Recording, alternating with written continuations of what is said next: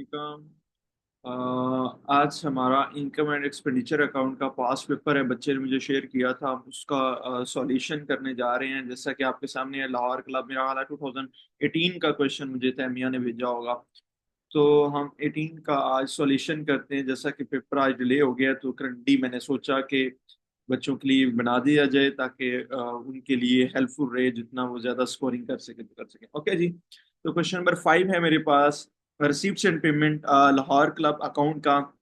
सबसे पहले इसके अंदर जो हमें प्रिपेयर किया गया है वो कह रहे हैं कि expenditure, income and expenditure account prepare करें एंड देन आपने इसकी बैलेंस शीट भी बनानी है। ओके जी।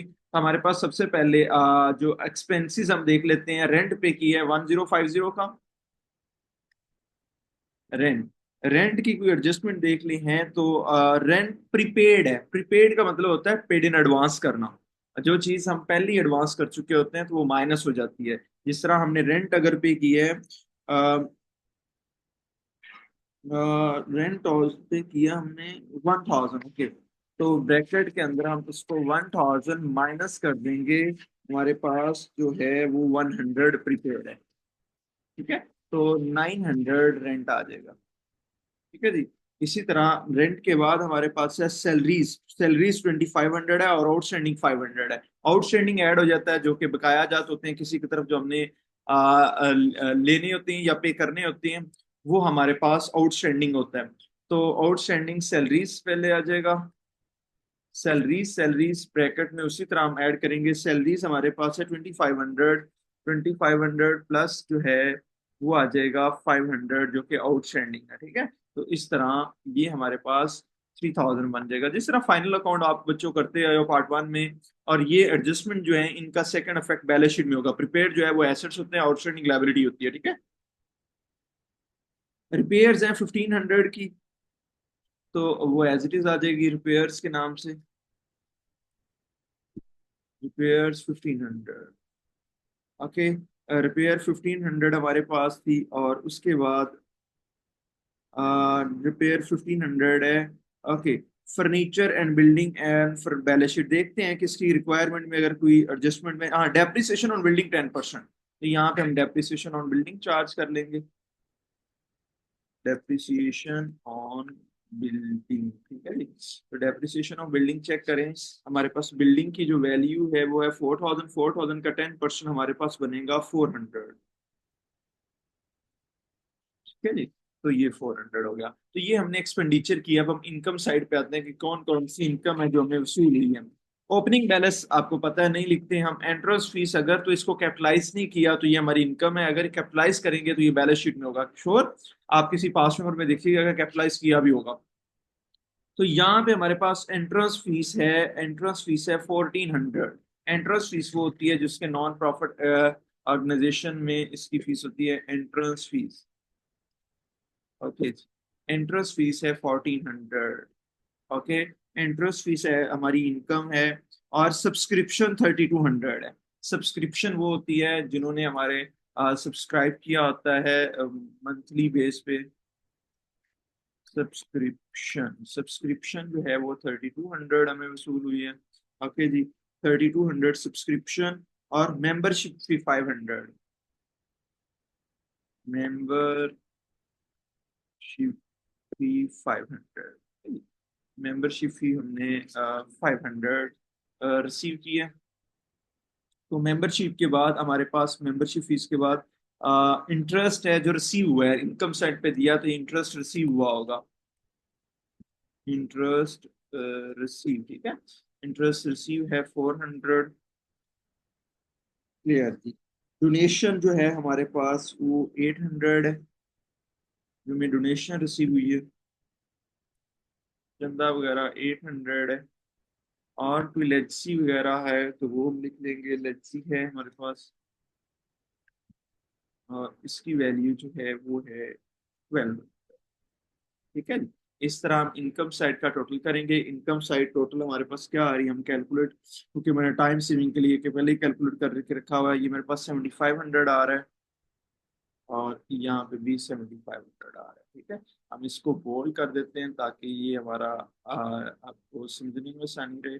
नहीं, ये बोल्ड हो गया, ठीक है। अब इसमें से ये माइनस कर देंगे तो यहाँ पे वैल्यू आएगी, जो प्रॉफिट एंड लॉस में आता है वो आता है सरप्लस, ठीक है।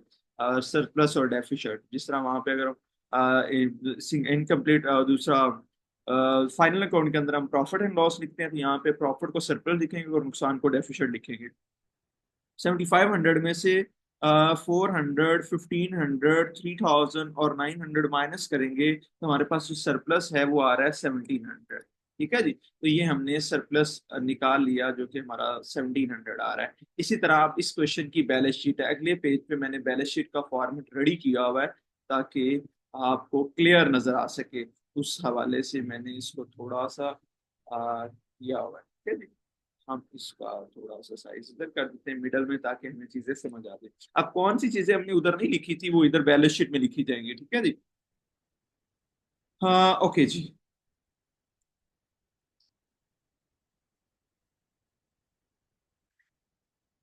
तो सबसे पहले हमारे पास है एसेट्स के अंदर है बिल्डिंग है, फर्नीचर है।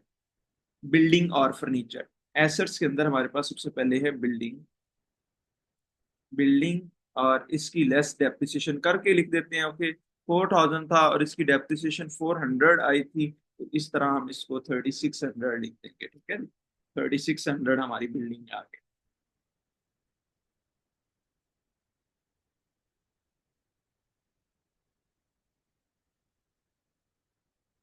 ओके। तो इसका जो क्लोजिंग बैलेंस है हमारे पास, इसका जो क्लोजिंग बैलेंस आ रहा है ना फर्नीचर के नीचे, बैलेंस जो है वो कैश इन हैंड होता है। मतलब जो भी बैलेंस होगा वो कैश इन हैंड या कैश एट बैंक लिखेंगे, जो कि 500 हमें नजर भी आ रहा है, ठीक है। उसके बाद बिल्डिंग कैश आ गया, और है फर्नीचर। फर्नीचर की कोई डेप्रिसिएशन नहीं थी तो वो एज इट इज ही आ जाएगा। फर्नीचर की वैल्यू जो है बच्चों वो है 2000, ठीक है जी। अब प्रीपेड आ जाएगा, प्रीपेड एक चीज थी, प्रीपेड रेंट था 100, प्रीपेड रेंट आ जाएगा 100, 100 सॉरी, प्रीपेड रेंट, तो ये हम लिखेंगे 100, ठीक है। अब लाइबिलिटी साइड पे आ जाएंगे बच्चों, जो आउटस्टैंडिंग है जो हमने अभी पे करना है वो आ जाएंगे, और बाकी जो कैपिटलाइज होगा हम उसको लिख लेंगे, ओके। सबसे पहले हम आउटस्टैंडिंग से स्टार्ट करते हैं कि आउटस्टैंडिंग कुछ चीजें दी हुई थी, आउटस्टैंडिंग सैलरीज थी शायद, ओके। तो आउटस्टैंडिंग जो सैलरी है बच्चों हमारे पास वो है, आउटस्टैंडिंग सैलरी है 500, ठीक है। तो ये हमारे पास लाइबिलिटी साइड पे 500 आ जाएगा, ठीक है जी।